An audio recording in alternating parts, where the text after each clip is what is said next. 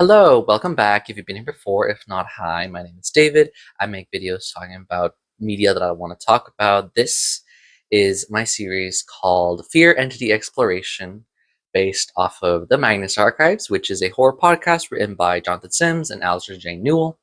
This series is going to be looking at every single entity in the Magnus Archives, exploring how they're implemented within the show. I will be analyzing 3 different episodes that I've chosen, talking about why these episodes are great showcases of that specific dread power, along with covering other elements, such as why I like the episode so much and what it does well. I've chosen these episodes based on how they, 1, impact the overall story, 2, how they portray their respective entity, and 3, based on my own personal experience, if I like them or not. I know that memorable, self-contained statements/episodes and important plot statements/episodes will be my main focus, as those are the most interesting, but there will be some wild cards here and there. I also chose these episodes based on, 4, how I ranked episodes of the Magnus Archives, using some overly complicated math that I didn't really need to, so check out my ranking videos to be familiarized with my opinions. Heavy spoilers for the entirety of the Magnus Archives, as I will be discussing these episodes with the full knowledge of 200 episodes. You have been warned. Enjoy. Before I wanted to get into it, I wanted to show up the plushie collection that my boyfriend and I co-own. These are all the plushies that he had and I had that we combined, and then we bought more. So they're going to be in the background the entirety of the video. Also, Harley, and over there is Captain America.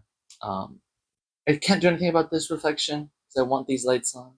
So, yeah. Burning, the lightless flame, the desolation, fear of pain, fear of loss, fear of unthinking or cruel destruction. The fear of pain and loss. What does that mean? Pain and loss is subjective. People may have different pain thresholds, and their definition of loss may not fit with someone else's. How does someone fear pain and loss? Pain is a physical response to outer stimuli, and loss is a consequence of events. Someone can want to avoid pain and loss, but fear it? That's hard to conceptualize. Emotions and feelings that are far in the distance and nebulous. Fear must be focused on something. Fear manifests in the present. Fear must be able to point to something and say, run. That is why the Magnus Archives focuses on fire. Fearing fire is probably one of the most understandable fears. With other fears, heights, darkness, ghosts, the level of fear varies from person to person. But fire? Fire is very dangerous. Everyone knows how painful fire can be. Everyone knows how much it can do. Nobody wants to be burned. I fear fire. I fear the blistering pain that comes when a flame licks my flesh and singes my nerves. Just hearing about the wife of the main character in Saw 3D being put into a brazen bull made me feel sick. Learning about the brazen bull made me feel sick. In the show, Agents of S.H.I.E.L.D., there's an antagonist with a huge burn scar, and he talks to Agent Coulson, and he tells him that the worst pain from the burn is of the nerves around the wound. That stuck with me. I also make my boyfriend use the oven instead of me. The Desolation in the Magnus Archives has an okay presence with this story. Per my count, there are 10 episodes with statements or events that solely feature elements, aspects, or avatars of the Desolation, not counting overlapping episodes. Similarly to The Dark, I ranked about half of these in lower tiers, but usually within mid-tier. To me, The Dark and the Desolation go hand in hand because they are mainly featured within the story through their cults. Here, it's the cult of the Lightless Flame. I have the Desolation one level above The Dark because its episodes are more varied, and there is a charismatic avatar focused on a lot that carries most of the conversation about the Desolation. I have the Desolation one level above The Dark because the episodes are more varied, and there's a very charismatic avatar focused on a lot that carries most of the conversation about the Desolation, Agnes Montague. However, I don't really enjoy it that much because of its over-reliance on Agnes without giving her proper representation and its somewhat narrowed focus. If the Dark struggled to find a key manifestation that I liked, the Desolation is too narrowly focused on fire. But, you know, it makes sense for fire to be a focus. I enjoy what they do in Magnus Protocol with Needles, episode 6 introductions, who is, in my opinion and my theory, is an avatar of the Desolation, focusing on the fear of pain that comes from, well, needles. And if true, this paints the Desolation in another interesting color. Of course, it's valid to note that fire, being the Desolation's focus, is a story aspect, a motif within the world, a specifically chosen symbol, and a very easy one to write about, not in a bad way. Like, writing stories about fires, common, easy, quick. My issue is that it's just fire. Like Needles, I would have loved to see different manifestations not focused on fire to cause pain. An aspect the story attaches to the Desolation is the randomness of it. In 139 Chosen, Eugene Vanderstock says, in regards to the interplay between the Desolation and the web, all the manipulation and subtle venom in the world means nothing against a pure and unrestrained force of destruction and ruin. Many people have taken this and run with it and created Desolation avatars who manifest natural disasters, truly random forces of destruction and devastation. Floods, tornadoes, earthquakes, forest fires. I just wish that there was more flavor in the depictions of the Desolation within the Magnus archives. Despite my want, what we do have is really good.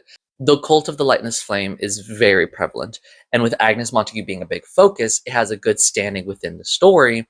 Plus, there's just enough statements that are not connected to the Lightless Flame, but most of it is in Lightless Flame. Most of them are also tangentially connected to the Lightless Flame. Overall, the lack of variation within the Desolation makes me disinterested about it. I don't dislike it like the Dark. It's just kind of boring, I hate to say. What I want to do is to look at the 3 episodes I've chosen about the Desolation and use them to explore the things I like about the Desolation and some of the things that I don't. As I said before, I'm making this series in ascending order from the entities I least like to the ones I most like. So of 15, the Desolation is number 14. I'll let y'all guess the top 3. And for the Desolation, the 3 episodes I've chosen are 89, Twice as Bright, 107, Third Degree, and 145, Infectious Doubts. If you smother a flame, it dies. The only way it grows and flourishes is if you feed it. It's about making sure you find enough fuel for it, and not caring where it comes from. Statement of Jude Perry regarding some advice. Recorded direct from subject April 24th, 2017. Released on January 17th, 2018. Brief summary of this episode. Using Melanie's connections at her new job at the Institute, John has tracked down Jude Perry and is interviewing her. He attempts to learn anything from her, but she threatens to hurt him if he compels her. And as a favor to Elias, whom she believes killed Gertrude, she gives John some advice regarding the world that they are in. She explains how she began destroying people's lives, relishing in the pain that she caused. She eventually meets Agnes Montague and becomes integrated within the Lightless Flame cult. Jude accomplishes her apotheosis and becomes a full avatar of the Desolation. She offers to give John the location of my crew in exchange for shaking her hand, and he agrees, and she burns his hand as he screams in agony. The episode ends. I enjoy this episode because it is a really cool world-building episode detailing the backstory of a prominent character, Jude Perry, along with describing the Desolation by name. It also establishes some of its attributes, as well as setting up future story elements with amazing payoff. First off, Jude Perry, voiced by Hannah Walker, has an amazing presence. Hannah Walker delivers her voice with such a wanton cruelty. Jude knows that she's dangerous and is unafraid to show it, and she's even proud to show it. I especially like the line read, Maybe you get an itchy eye. I don't care. I love the way she just revels in her own voice. It feels like she loves to talk and loves to put down John. Jude Perry has appeared before in varying amounts of prominence In 67 Burning Desire, Jack Barnabas mentions seeing a, quote, short Asian woman with close cropped hair and a thick, muscular frame, speaking with Agnes, and mentions how she was wearing a tank top despite the cold of the day, both an indicator of her heat and also a prominent detail that fan artists have latched onto. He also describes a, quote, back tattoo of what looked to be a man wreathed in the fires of hell. Jude also appeared in 87 The Uncanny Valley, who was invited by Nicola Orsonov, then Megan, to watch and laugh at the obliviousness of Sebastian Skinner. When he was running away, she burns his arm enough so that he's not even able to use it ever again. And that's where John got Jude's name, from when Gertrude mentioned her. And then he uses Melanie's connections to find her. We're here. John and Jude's conversation is really fun. As Jude's laughing, she begins with laughing at his new coat, which is never described, but is speculated to be Georgie's. Like, I've seen some fan art where he's wearing like this sparkly purple, like, puffer jacket. And she's laughing at his foolishness at willingly putting himself in her path. She pretends to be offended that he didn't shake her hand, toying with him. That comes back a little later. And John questions her if she burned down Whittier Forest a year ago, which she confirms to have done with other members of her cult. He attempts to get more information from her, but she threatens him, feeling the compulsion on her. I've talked about this moment a handful of times before. She verbally warns him not to compel her. Similarly to Daisy in 61 Hard Shoulder, she is one of the few people able to resist John's passive compulsion. When John begins asking about Agnes Montague, she instantly becomes protective of her, showing how emotionally connected Jude is to Agnes. In 139 Chosen, it's mentioned how it isn't clear if Jude, quote, loved her as a god or as a woman or both. And John pushes at this reluctance, waving away her threats, and questions why she won't just kill him. And she says she's not killing him as a favor to Elias, whom she believes killed Gertrude.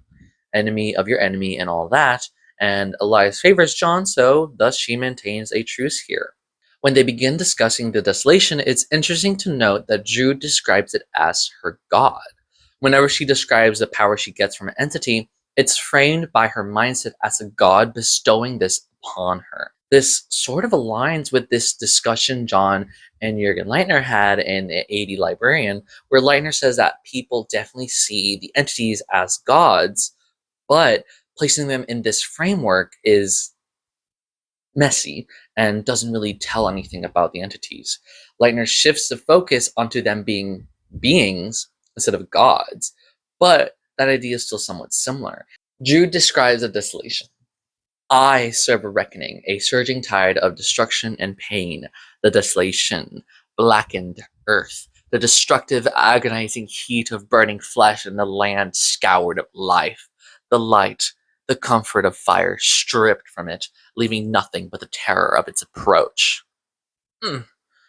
There's a lot of focus here on fire and its destructive elements, which, I've discussed prior, is a prominent manifestation of the desolation. She also mentions how much she hates the eye and knows about the unfathomable contest of eternal forces that John wants to know more about. It seems like Jude has enough knowledge to know about the entities, know about what the desolation is about, having connections with Nicola Orsonov. Yet, because she still calls the desolation her god, it feels like she can't conceptualize the entities as they are, or, most likely, she doesn't care. She knows these things are out there and doesn't really try to understand it. It's just happening to her. She offers John some advice, which begins her statement. She describes her attraction to pain, how it makes her feel alive, and how you have to feed fire to let it grow. She knows she has to feed her god, or else she's going to die. She's created this god framework to explain how alive she feels. Before her ascendancy into Avatarship, she used cocaine and alcohol to feel alive, as well as destroying money on the stock market. She felt amazing destroying people's money, and she also briefly alludes to having burned down some banks as well, probably after her becoming an avatar. At some point, she fell into a depression when she ran out of things to destroy, not feeling alive. While she was still human, Jude began feeding the desolation with her job, and the more she did it, the more the desolation pulled from her, until it got to the point that doing what she was doing was not enough to feed her god. Similar to when John gets tired when not reading statements, Jude was getting tired when the hunger got too large. I was burned out in every sense but one. At some point, Agnes finds her and integrates her within her cult. Jude doesn't know how Agnes found her, implying that Agnes had just been led to her, probably because of how much Jude had fed the desolation. She probably recognized the potential she had, or at least felt all of the pain that Jude has caused so far, and found her. A round-faced black woman named Sandy examines Jude at first. Jude says her breath was like a furnace, and on impulse she pushes against her, and she remembers her fingers boring into Sandy's skin, her skin described as melted wax, and feeling immense pain. Afterwards, she stood up, pressed her fingers to her face, and calmly squeezed it back into shape. It didn't look exactly the same as before, though there was no mistaking the voice that came from her lips. A little later, when John says Jude doesn't look 50, she says wax is remarkably easy to mold, and we hear sounds of demonstrative squelching, along with noises of a horrified archivist. These details imply that, along with the longevity of life that comes with being an active avatar that we see in all avatars, at least Sandy and Jude have some autonomous control of their wax-like flesh, and perhaps are able to shift their facial features, though that's never touched on again. Whether or not you have to change your face into wax to be an avatar doesn't really get brought up. Eugene Vanderstock's body is like that too. I don't know if it just happens or you have to choose it. This never gets touched on. We also never hear from Sandy again, which is both sad because she sounded really interesting, but also cool because it just makes the world feel larger, and there's still some aspects not detailed within the world. Like, who is she? What's her story? When the cult examines Jude, she says Agnes had been talking this entire time, I realized, and somehow I had been listening. I knew what to do, which was to destroy the lives of Nicholas and Julie Tragenza. She kills Nicholas and immediately regrets her decision. What she thought she needed to do, what Agnes was telling her to do, and she, I know, was to kill him. But because he felt no pain, she didn't really get anything from the action. However, once his body is partially burnt, she feels the pleasure from her, quote, god. She also feels it when she destroys his assets and burns down his house, which caused Julie and their son Desmond distress. And with each act of glorious, hateful destruction, I felt my god's love embrace me, consume me, give me life. It's also very chilling when she talks about watching over Desmond, waiting to see if he has anything worth taking from him. Wanton cruelty and pure evil. What's interesting is that Jude is glossing over the fear aspect of her actions. She describes that the destruction of Nicholas is what fed her god, and thus her god gifted her boons. As if the actual true action of destruction, the release of entropy in fire, is what the god wants. What she doesn't focus on is the fear that Julie and Desmond feel that actually feeds the desolation. Similar to Tove McHugh in 155 Cost of Living, who believed her longevity was due to the lives that she took, as if absorbing their essence, when in reality, it was the fear of the people around them that fueled the end, which thus the end extended their life. Both Jude and both Jude and Tove incorrectly attribute their gaining of power to their actions and not the effect of their actions. They think the actual process of what they're doing is what gives them their power, but it's like the thing after the fact, the fear that is giving them their power. It's not necessary for them to realize this. It's just cool that they've come to this conclusion on their own and separately. It's worth noting as well that when his body was burning, Jude felt the power from the desolation feeding her, which is probably why she attributes this action to that, sort of like accumulating potential fear. Also, an interesting detail that I noticed when I was writing this was it never describes that Jude purposely burned Nicholas's body. She says, "I hadn't even planned ahead to consider how I might dump the body. I'd just been so desperate to stoke the fire I still felt sputtering inside me. Then, all at once, I saw the faintest tongues of smoke creeping around his body."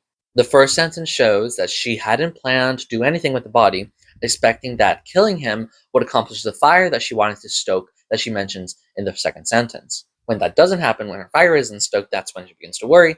And then the third sentence has the fire starting. Jude didn't set the fire. At least it didn't seem purposeful. Perhaps it was an accident, a fire that started from her hot touch, or a sudden burst of fire from somewhere else. Agnes, maybe? After killing Julie, Jude begins growing more powerful, fueled by the desolation, and the cult helps cover up her crimes. Agnes and Sandy may have been testing Jude and sees her worthy of their protection. "I know now they were simply guiding me upon the path to my true epiphany," Jude says, leading into her apotheosis. Jude's description of her turning into an avatar is really fun because it's not well detailed and allows us to fill in the blanks, but still gives us some delicious, painful sounding description. She takes petrol and lights herself on fire in front of her girlfriend, Gretchen. She says that she caused Gretchen agony and pain, but it may have been the pain that you get when a loved one hurts themselves rather than Jude burning her alive. I hope so, at least. Doesn't say that she died, so. And then she says, "As the heat warped my bones and bubbled my flesh, all I heard was the loving exaltation of my God." This is the moment when she becomes an avatar, and its simple but detailed delivery is amazing. From the destruction of money to the tragedies of the Trigenzas, Jude's description of the desolation is equal parts dealing with fire and dealing with true pain and loss. She didn't burn Nicholas's assets; those can't be burned, but they can be destroyed.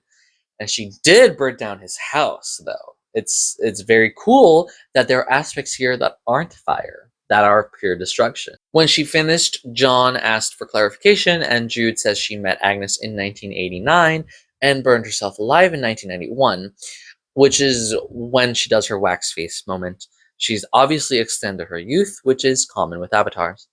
She concluded to John that her advice for him is to feed his god, or else it'll feed on him. This idea of feeding the god, feeding the entities, is introduced here. Before, in the moment where Elias or Lightner spoke about the entities, they talk about people doing stuff for them, but never focuses on why. This does help John begin to understand the entities, at least for now, thinking of them as gods. He does ask her how to feed his god, which she doesn't care to try to guess how to do so. And he obviously doesn't find this very helpful.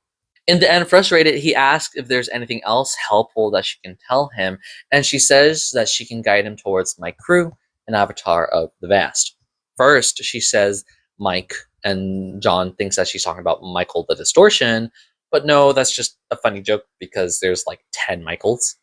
She says that she'll give him Mike's information if he shakes her hand, which he denied to do before. She lies that it won't hurt, and he screams in agony when he does.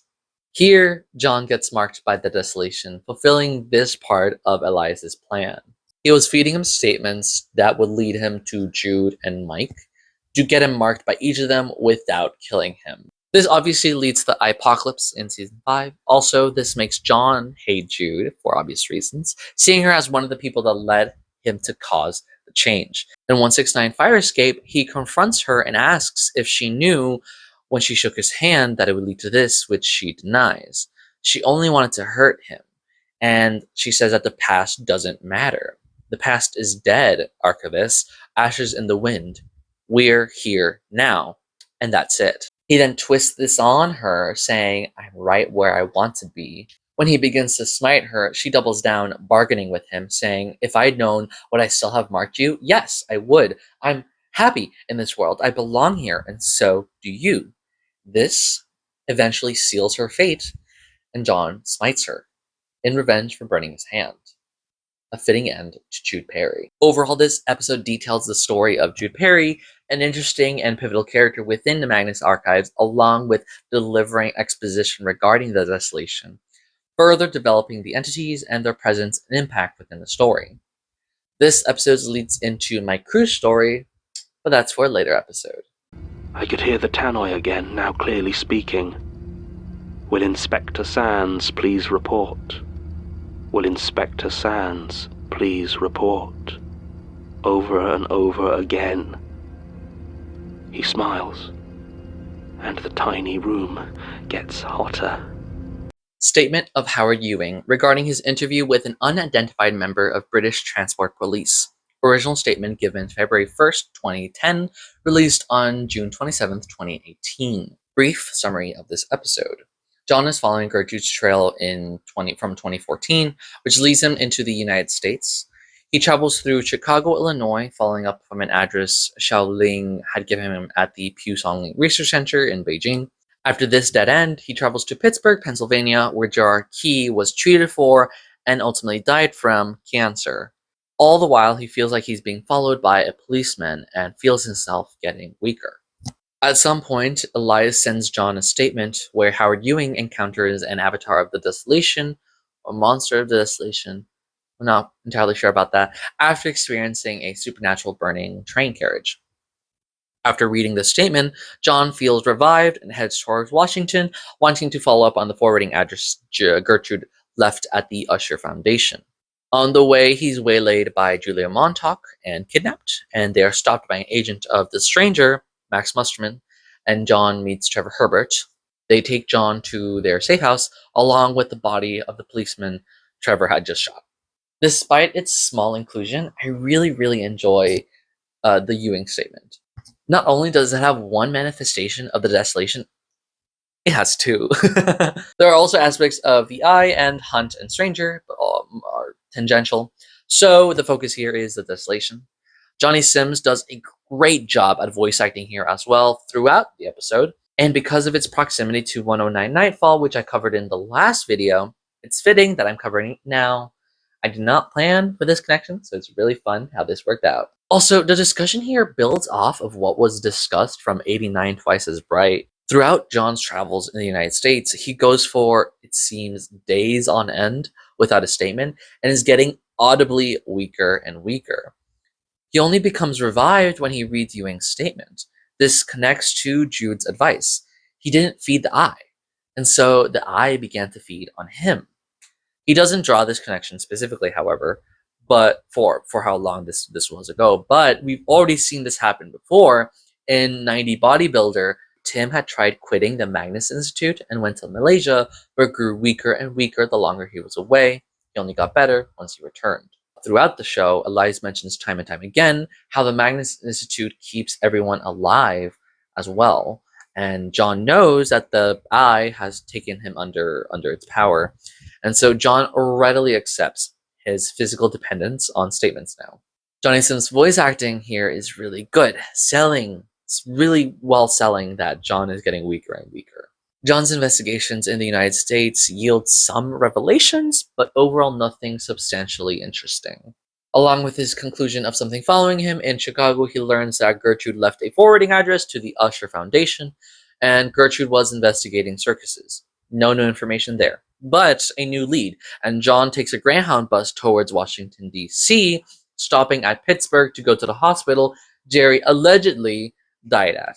This information aligns with John learning in 12 First Aid about Gerard's brain tumor, dying from it a year prior. In story, John reading episode 12 occurs near January 2016, which is when episode 13 alone, a live statement, was recorded. So 2015 is when he died.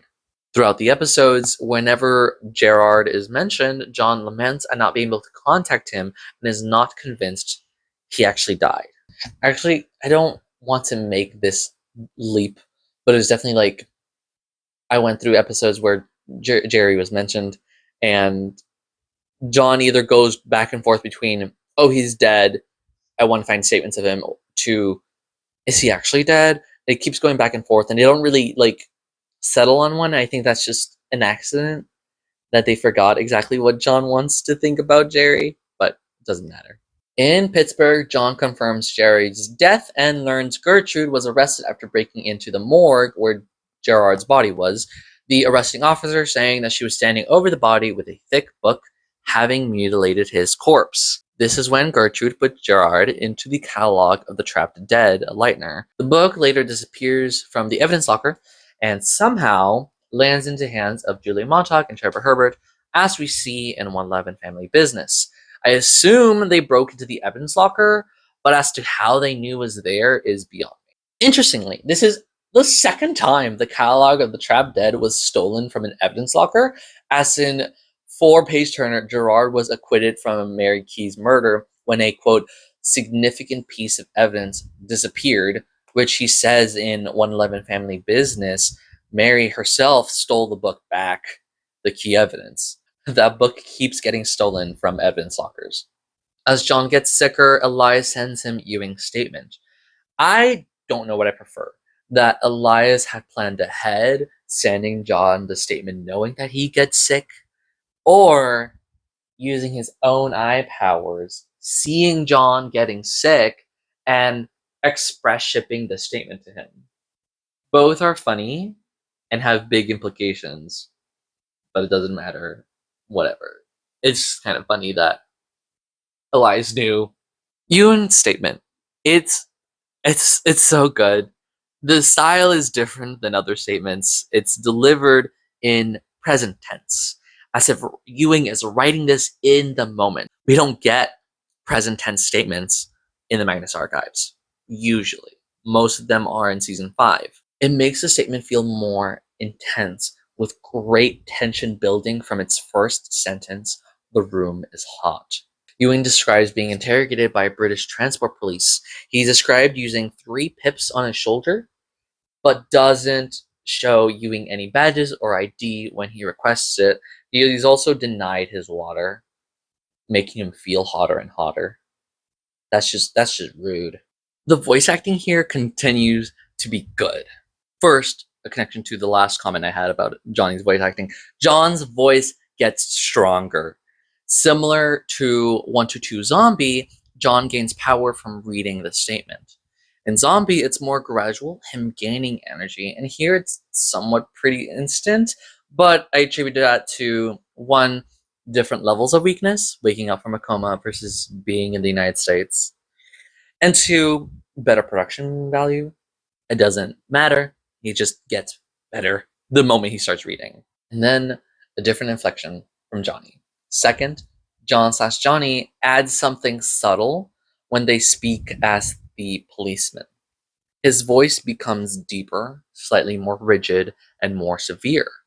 This contrasts with the overall delivery of Ewing, which is more exhausted, scared, and lighter in delivery.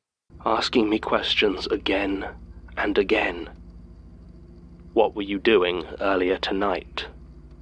My job, I was doing my job. The policeman asks Ewing questions, and he responds. Ewing works as a janitor in Moorgate Station, along with Kelly Dwyer and Vihan Prasad cleaning the platforms. The tannoy, or the loudspeaker, as we Americans know it, turns on and delivers a security announcement. At first, it sounds like noise coming from underwater, and then horrible screeching. When it ends, they instantly smell something wrong, burning chemicals and burning meat. Throughout this, the policeman keeps asking questions, keeps guiding the story forward, pushing for more information, which frustrates and scares Ewing as he keeps answering the relentless questions. He's asked what the carriage looks like, and the description is chilling. First, Ewing describes the exterior, covered in flames and broken metal. He's asked for a second time, What did it what does it look look like? As if his answer before was not good enough. Ewing describes the horrible sound of the people inside crying out in agony and pain. Again, this isn't enough for the police, and he asks for the third time, what did it look like? Ewing says, it looked like hell. The 3 times repetition of this moment is an amazing building of tension as it narrows more and more. Right after he says, hell, he's asked what he heard, and he says, everything, which is also chilling. He describes the cries of pain from within the carriage and the breaking metal, and the cries of horror from Kelly and Bihan. He then hears the Tannoy say, "Will Inspector Sands please report? Will Inspector Sands please report?" The policeman smiles and asks who Inspector Sands is, and Ewing says, "It's a code. One of the codes we use to alert staff to situations of disaster or fire." It usually means a fire. It's to keep people calm. It's meant to not cause any panic. Keep them safe, even if there is an emergency. This is, of course, set up for later. Also, I remember when I first listened to this, I thought they said Inspector Sands, not Sands. You can hear the subtle differences that are very hard to differentiate. I thought it was, but it's not. It's Sands, according to the transcript at least. So, as we continue, there's another cool moment of thirds that occurs. The policeman asks how many people were in the carriage, what sort of carriage it was, and where it came from. 3 separate questions. To each question, Ewing responds with, "I don't know." I do wish he knew how many people were in the carriage for the kill count, but alas. Then the policeman asks if he screamed. With this recent repetition of questions with "I don't know," there's a slight expectation for it to continue, a pattern, but this pattern is broken when he sends with certainty, "Yes," a direct opposite of his prior answers of "I don't know." It also brings to light how personal and unpoliceman-like these questions are. In technical aspect, breaking the pattern, and 2, story aspect, how personal these questions are, make this moment feel even more uneasy. Ewing says that he must have screamed because his throat hurt, and so were Kelly and Vihan screaming. Their reactions are equally as chilling, as with Vihan telling Ewing to wake up, which Ewing believes he was trying to tell himself, Vihan telling himself to wake up, and Kelly was trying to go help the burning people. 2 very real, very human responses, which I feel like we don't see much in this show. Most people's experiences are with internal and don't see someone else doing something also slightly irrational, slightly panicked. Ewing questions if Kelly was actually just trying to join them. Eventually, Kelly and Vihan are killed, burned, and I can't help but question how they died. It's not described how, and Ewing says that he knew that if he touched them, he'd burn them. It's unknown how he knows that, but it feels like dream logic. Perhaps Kelly and Vihan were compelled to enter the carriage, with Kelly heading towards it and Vihan wanting to wake up from this dream or nightmare. The questions continue with, "What do you love most in the world?" which shocks Ewing. If it wasn't certain before, now it's clearly evident that the policeman only wanted this one answer. As if his terrifying questions were only to condition Ewing to answer truthfully, too afraid to think to lie. I've seen this before in terms of lawyers asking simple questions to get a witness to keep answering correctly without noticing what they're saying. When he tries not to respond, the question is repeated. The prose throughout the statement is written in a way as if documenting the conversation, blurring the line between Ewing's true spoken responses and his own internal thoughts. There are moments where he is responding to the policeman and moments when he's just narrating. When he responds to his question, he says, "My father. I love my father more than anything." I can't tell if this is a true verbal response or an internal thought narration. And that's what's scary. The policeman asks, "Who am I?" which Ewing doesn't respond to, and he leaves. He then says his father died of a heart attack a week later. He never learns why he had a heart attack, and everyone in his life just gives him condolences and doesn't give him a reason for the heart attack, any health reasons. They simply say how sorry they are for my loss and hand me my father's ashes. I don't want his ashes.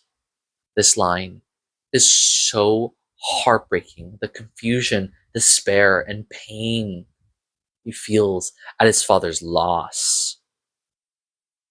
Finally, He says he knows that the policeman will return and ask him whom he loves, and he knows that he'll respond.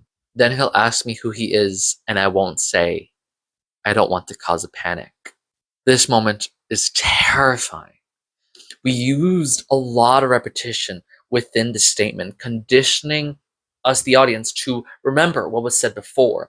And this moment repeats what was said prior, that Inspector Sands is a code for fire, to not cause any panic. Thus, the implication is that the policeman who interrogated Ewing is Inspector Sands. This shifts the entire statement in perspective, which is amazing. The question now becomes, what came first, the code or the person? To me, Inspector Sands is more akin to a monster than an avatar, perhaps created by the fear that comes from the code, maybe? Perhaps when the code is used, there's a stab of fear within those in the know, creating a shared idea, fearing the name, like a tulpa of some sort. The aspects of the desolation here are very fun as well. Pain and loss. Ewing's father dying, and Inspector Sands' future return to cause more loss and pain to him. His father died from a heart attack, not from fire. And then the carriage. Do the carriage and the inspector come hand in hand? Does the carriage appear, take its victims, and leave survivors to be bled dry by the inspector? Or is the carriage simply a manifestation, a ghost of some sort, which appears and burns and leaves, and Inspector Sands simply stumbled upon Ewing and drew some more fear from him? I would like to think the latter, that the carriage and Sands are separate. Maybe the ghost carriage is its own monster, and Inspector Sands was a human who became an avatar after following the ghost's trail of wreckage, gaining power and becoming the Inspector Sands. We never get an answer to this, and that's okay. This ambiguity is the best part of this statement, and it's very fun to speculate about. This episode's statement is not connected at all to the Cult of the Lightless Flame, and this episode gives the Desolation a leg over the Dark because of this. And it's very well written, very well performed, a great statement as well, with a different style that we're used to. Just really, really good because of all that. In the end, after resting well, John accepts his dependence on statements and gets frustrated with Elias's aloofness. He resigns to not learning anything, planning to follow up the Usher Foundation before returning home. He takes the Greyhound bus, and at a rest stop, he mentions being followed by a woman. Julia approaches him, saying that he's attracted attention by asking weird questions, asking about Gerard Key, and something that they've been tracking is following him. They begin driving to DC, where John begins asking her why she's out in Pennsylvania, but before he can finish the question, they're pulled over by a police car. There's a moment where he's cut off from his question, what are you doing in Pennsylvania?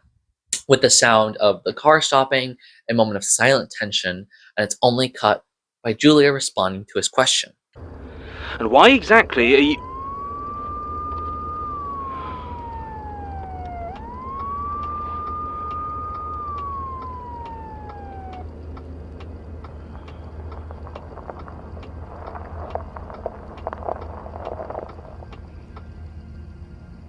Hunting. Amazing line drop by Francesca Renee Reed as Julia Montauk. I've also briefly mentioned the jump scare of Brock Winstead as Max Musterman in his American accent. That was a jump scare. And then Trevor, hiding in the trunk, lures him over and shoots him. John, amazed at Trevor's appearance, says he has some idea what Max is, and then he has to get the axe to chop off his head. This obviously leads into 109 Nightfall. So if you want my thoughts on that, go watch my entity exploration on the Dark and episode 109 Nightfall. Thinking about it, the amount of pain and loss and legitimate devastation I've caused among your little cult over the last, 40 years? I think the Desolation is probably very fond of me. That's blasphemy, that is. Is it? Or maybe you just picked a bad god. Statement of Arthur Nolan regarding the life and death of Agnes Montague. Audio recorded by Gertrude Robinson, released on July 18th, 2019. Brief summary of this episode. A tape recording begins of Gertrude Robinson speaking to Arthur Nolan. He attempts to threaten her, and she alludes to having done something to one of his colleagues, Eugene Vanderstock. He leaves to follow up on this and returns subdued, ready to talk with her. She allows him to ask a question before she does, and he asks how she stopped the ritual and bound herself to Agnes Montague. She tells him of the ritual circle she created and how it was the first ritual she ever discovered and thwarted. Then Gertrude asks him how Agnes was like, as she never met her despite everything she's done to her. Arthur describes Agnes's distance and doubts, and then devolves into ranting about the other members of the Lightless Flame cult. Gertrude asks what Arthur is going to do now, which is to be a bad landlord, hurting his tenants, and watching over the nest of the corruption. Gertrude banishes him from the archives, and the tape ends. John comments on finding that Eugene has gone missing and learns what Gertrude did to him. And he's interrupted by Georgie, who's come to the Institute to escort Melanie to her therapist. They talk briefly, and then she departs, leaving John alone again. This episode I'm using as a vehicle to discuss my critiques on the Lightless Flame cult and Agnes Montague. This episode should be taken in tandem with episode 139 Chosen, so I'll briefly dip into that when it appears. And within this episode, there are slight aspects of the web and the corruption. This episode is the conclusion to the Cult of Lightless Flame / Agnes Montague / the Scout Earth storylines, all 3 storylines. The ritual for the Desolation, which was named in 139 Chosen officially by Diego Molina, Scout Earth. That episode details the beginning of the ritual, the birth of Agnes Montague, and the end of Agnes Montague, while this episode dives deeper into Agnes as a person, though there's still some distance. Of the 12 rituals that we learn about, the web, the end, the corruption, and the extinction don't have rituals, and the stranger got 2 rituals. I would rank the Scoured Earth at number 11. I'll touch on the rituals for their respective fears that I'm talking about, so I'll share their ranking when I get to them. Overall, this episode is really just notable to me from the voice acting. Obviously, Sue Sims as Gertrude Robinson always delivers amazing work, and I love any episodes with Gertrude. I think this is the first Gertrude episode in this series that I'm doing.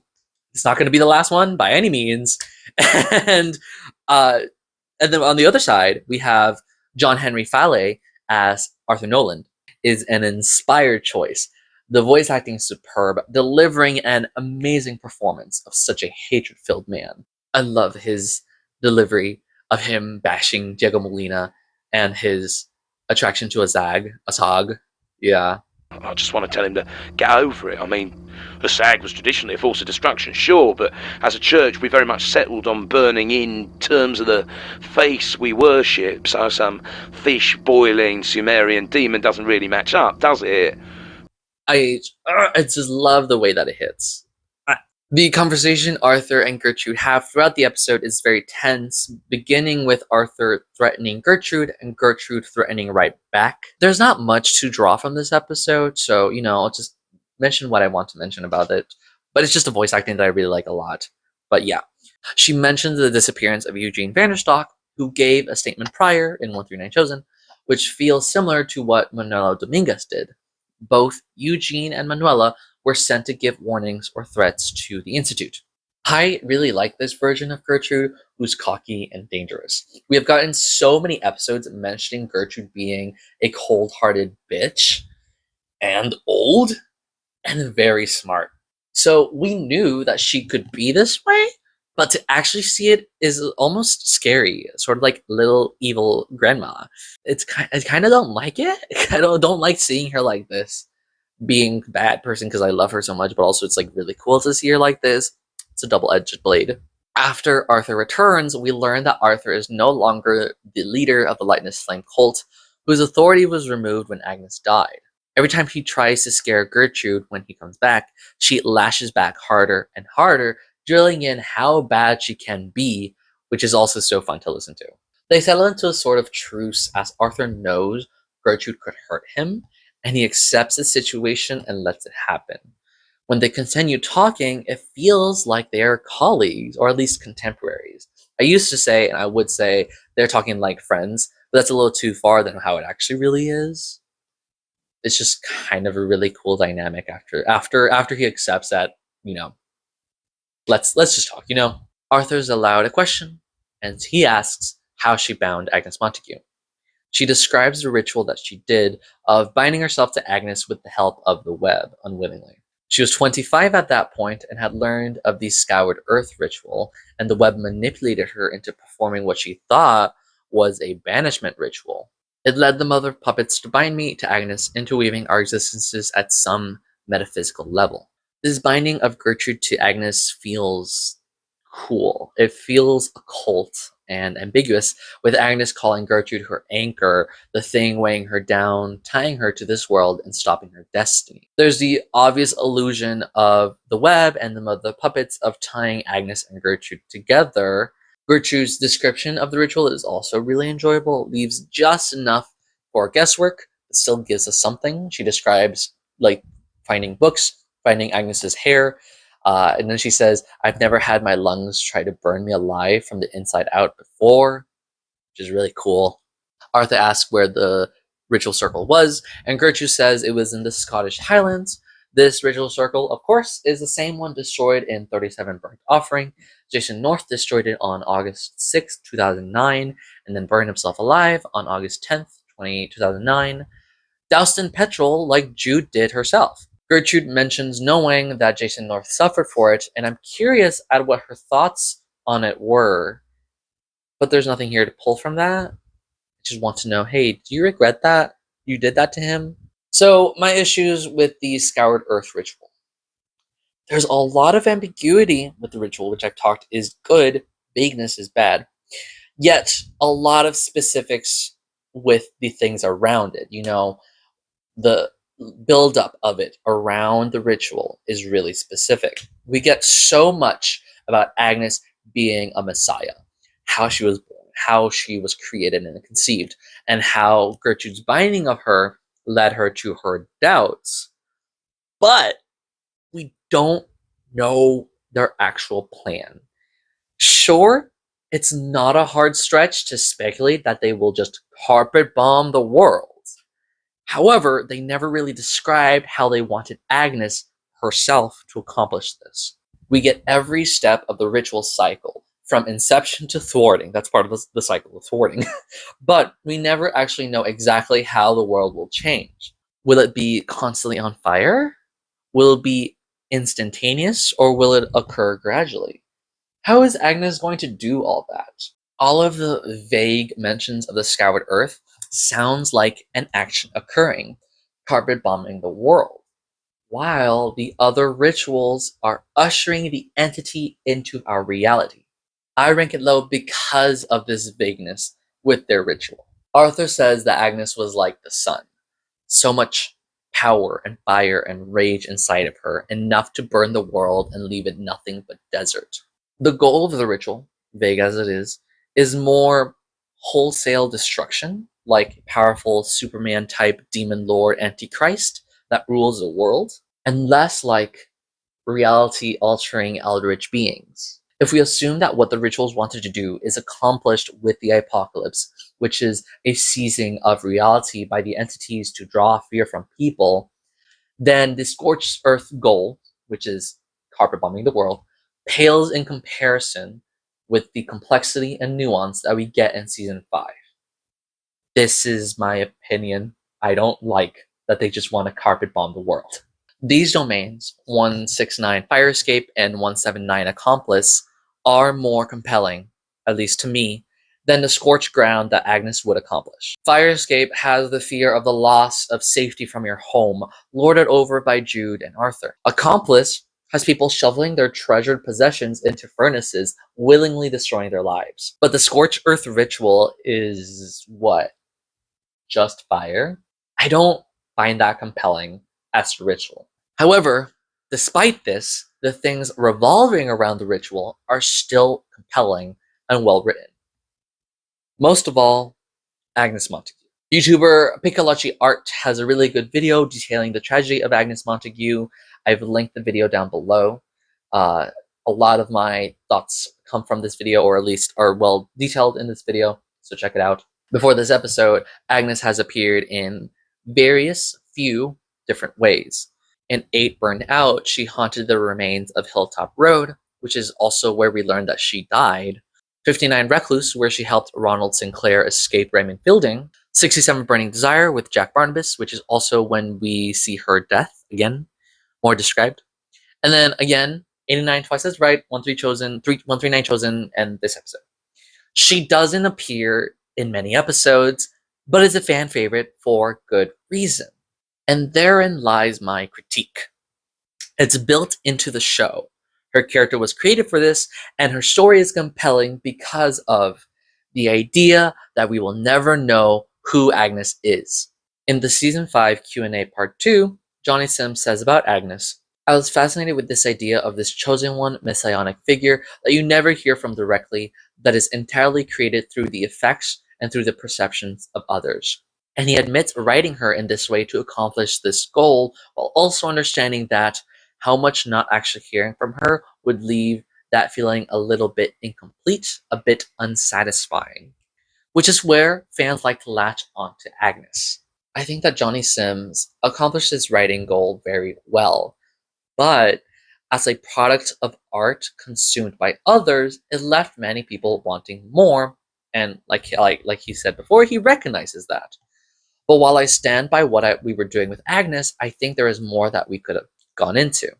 Having just one episode where we either have a statement from her or a voice actress for Agnes would fulfill this gap, but would also undo the work that Johnny did for this goal that he had put on himself. Do I like this goal? It's compelling. Would I have done it? I don't know. I have so much work to do to be able to judge that. But do I find it frustrating? Absolutely. To me, Agnes Montague becomes a figure painted by the objects around her like an illusion, sort of how her ritual feels like to me. And this is not think bad. It's not written badly at all. I just personally don't enjoy that kind of element in this kind of story. Episodes where Agnes appears, it's always someone else talking about her.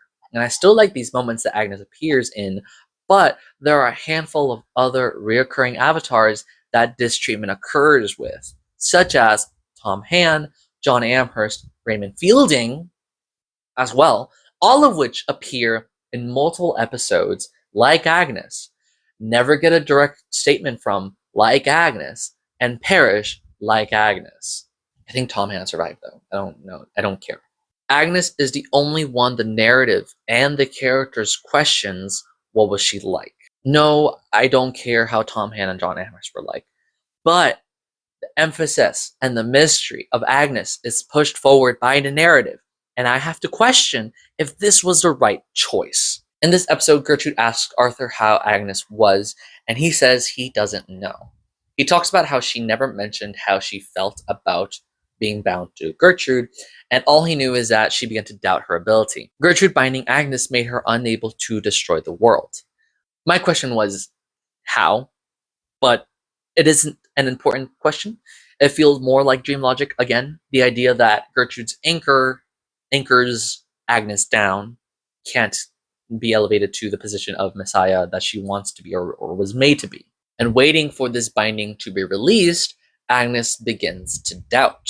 She decides to kill herself so that the cult doesn't waste any more resources on her to move forward into the future with a different plan. This makes the cult members also doubt what they are doing. Arthur knows that the eye helps guide Gertrude by helping her see things, but the Desolation doesn't guide them anywhere. The one thing it never does is just tell us what to do. It seeds us with this aching, impossible desire to change the world, to bring it to us. Without Agnes, they're left aimless. I think this is a fitting end to Agnes' storyline, one that is probably hard to accept.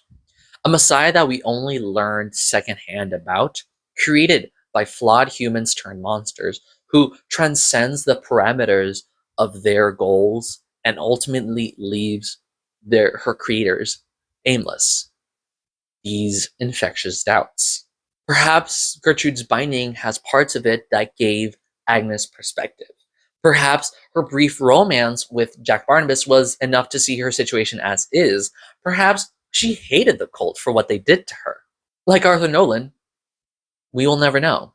Eugene says that she suggested her own death, but if she ceased not in the culmination of fire but in a cold and quiet death, Perhaps her spark would return to the lightless flame and she could try again. But how much of that was the truth, and how much of that was her trying to escape? Maybe she did actually want to do scorched earth ritual, and she made a decision that caused bad stuff to happen to the people that she wanted to support. Whether or not she planned it, Agnes truly infected the cult of the lightless flame with doubts regarding their future and their goals. To me, Agnes's tragedy and story is complete with the collapse of power of the cult in this episode. And we move on. Gertrude tells Arthur that she never met Agnes, which is either incorrect or a lie, as they did meet once, as we saw in 167 Curiosity, when Gertrude asked Agnes to kill Emma Harvey.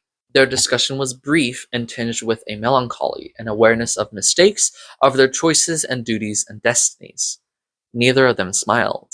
There's a lot of baggage around their relationship, as Gertrude's thwarting of Agnes's ritual guided Gertrude deeper into the world of the entities, and Agnes was irreparably changed because of her. Gertrude was 25 when she was bound to Agnes, and Agnes stopped aging when she became an adult. Remind me to tell you about Agnes sometime. Who knows what they thought of each other? Arthur remembers Diego trying to help raise Agnes by getting a baby book, which Arthur believed was another Lightner. He then mocks Diego and his attraction to conceiving of the Desolation as a Sag, the Sumerian demon, similar to Jude's perspective of her god. This characterization aligns with 12 First Aid, as Diego is chanting a song in the hospital before he was killed by Jerry Key. Again, a character whose first appearance is detailing their death like Agnes. And in 43, Section 31, where Basir arrests him, her investigation into Diego revealed him to be a missing assistant curator from Mexico on loan to the Natural History Museum. When he was arrested, he only had a small red leather-bound book that her partner tried to burn before he doused himself in boiling water. It's implied to be a Lightner that Diego found, which escorted him into Avatar ship and got him to worship a Sag. Arthur compliments Gertrude's pragmatism, how she isn't inured with the entities and focuses on people. He says, always respected you for that. Takes a strong stomach to not give a shit. Which is later echoed by John in his comments saying, I think Gertrude knew this, knew to focus her attention on those parts that could be understood and, well, and killed. This is further echoed by Adlar Decker in 157 Rotten Core. It feels good to believe that there are people in this world who can stare down the devil without flinching. About Gertrude, again, just keeps painting her more and more, painting how much of a badass Gertrude is. Gertrude asks what Arthur's going to do now that he's no longer the leader of this dying cult, and he says he's staying as a landlord. He describes having killed an old woman, her son, and his wife as their landlord, and how easy it is to cause pain in that position of power. There's some capitalism commentary happening here. This moment of cruelty is terrifying and uncomfortable, and sets up his position within the domain in 169 Fire Escape. He also mentions finding the nest of the crawling rot, a nest of the crawling rot of the corruption, and how he has to wait for it to grow before burning it. Of course, this is the same wasp nest that Jane Prentice gets consumed by in 32 Hive. Arthur Noland burned down the apartment in 55 Pest Control when Jordan Kennedy tells him how big the nest has become.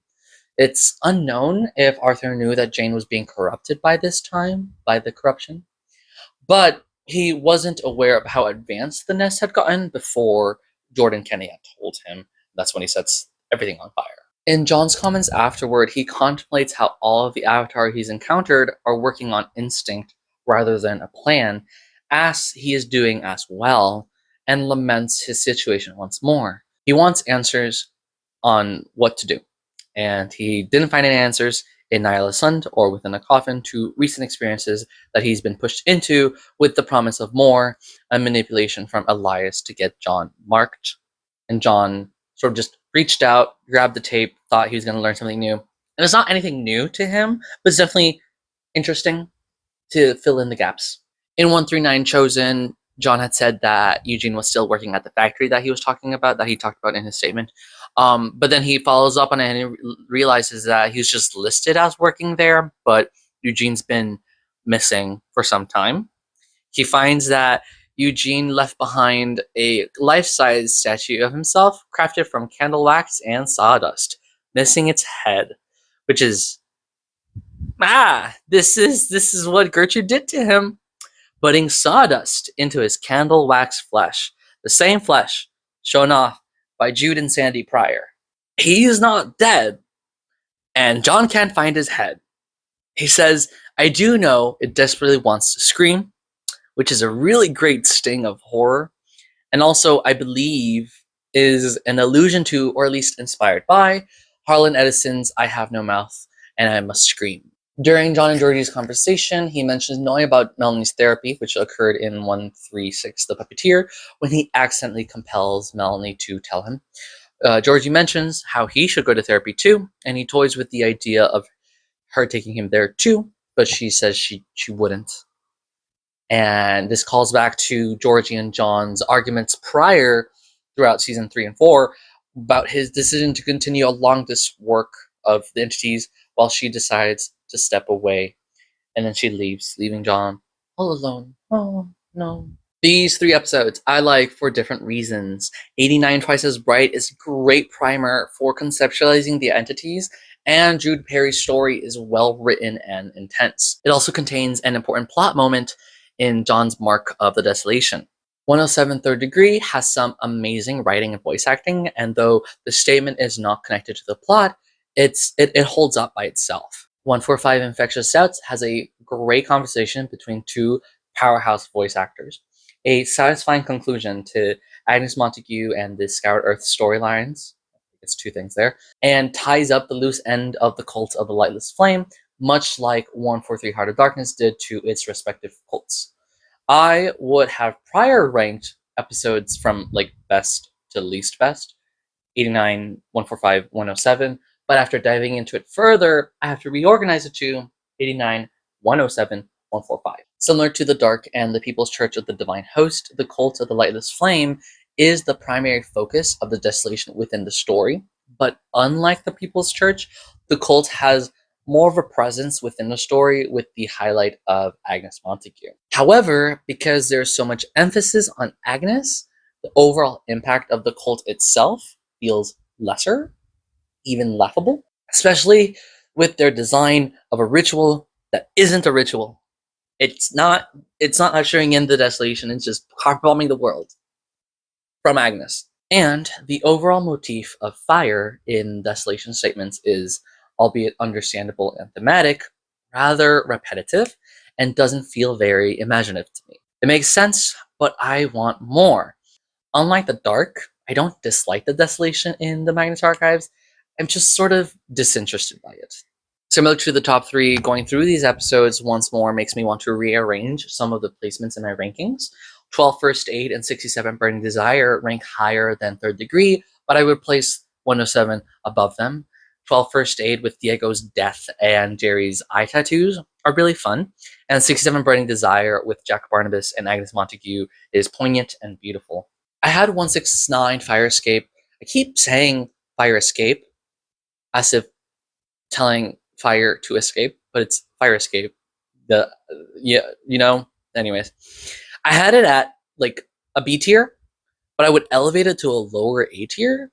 The depiction of the burning apartments was very terrifying, and Jude's death is also thematically, story-wise, really, really built up. 139 Chosen is good, but it focuses too much on Eugene, and I don't like him. And I guess, he's supposed to be made to not like, but also I just don't like those kinds of characters. And so, I listened to 139 Chosen just to hear about Agnes's conception and how she was born was really cool, being birthed from fire and stuff is really cool, but I don't care about Eugene being part of the Blitz or experiencing the Blitz. I don't care about this white man. I had 179 Accomplice in a lower tier, but combined with Daisy's death and the simple concept of the furnaces, I'd elevate it to a C tier at most. 37 Burnt Offering is better with the knowledge of the rest of the story, but does not hold up by itself. It feels incomplete. 8 Burned Out is a mess of different elements, and it's hard to pin down anything good that I like. Obviously, these are my own opinions, so I would love to hear what you think about the Desolation. Let me know why you like the Desolation, which episodes are great showcases of the fear for you, or why you feel like you are disconnected from the Desolation like I am. Please like, comment, and subscribe, and share with your friends. Don't forget to be passionate, and I'll see y'all later.